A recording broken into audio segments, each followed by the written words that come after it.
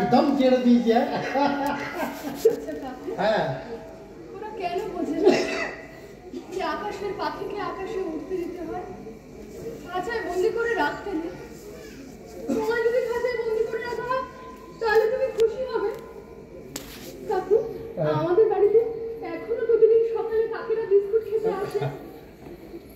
বাড়ির ঘুলঘুলিতে চড়াই পাখি খড়কুটো দিয়ে বাসা বাঁধে, কিন্তু আমাদের এখানে সারাদিনে একটাও চড়াই পাখি দেখতে পাই না। ঠিক কথা বলেছি। দেখ আমি আসার পর থেকে এখনো পর্যন্ত একটা চড়ুইও দেখিনি। না না দেখ শোন মা, কাজ করতো, তুই জামা কাপড় গুলো গুছিয়ে দেখ কেমন? এই আমি কিন্তু বেশ কিছুদিনের জন্য তোকে নিয়ে যাবো। আচ্ছা বাবা, আচ্ছা ঠিক আছে, চলো দেখি, চলো তুমি এখন বসো। ওরে বাবারে, এটা কিন্তু নিয়ে আর পারা যায় না। কিন্তু আমি আজকে নিজের হাতে রান্না করে খাওয়াবো।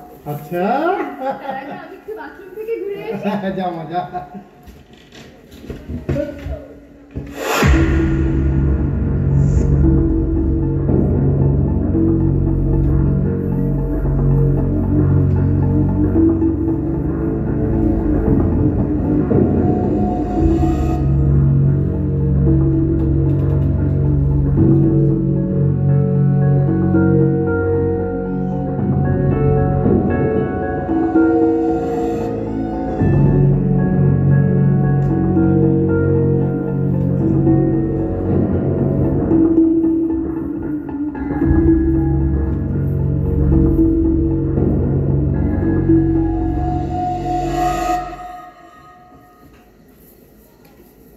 মেয়েটার এত শরীর খারাপ, তবু তুমি আমাকে একটা খবর দেওয়ার প্রয়োজন মনে করোনি?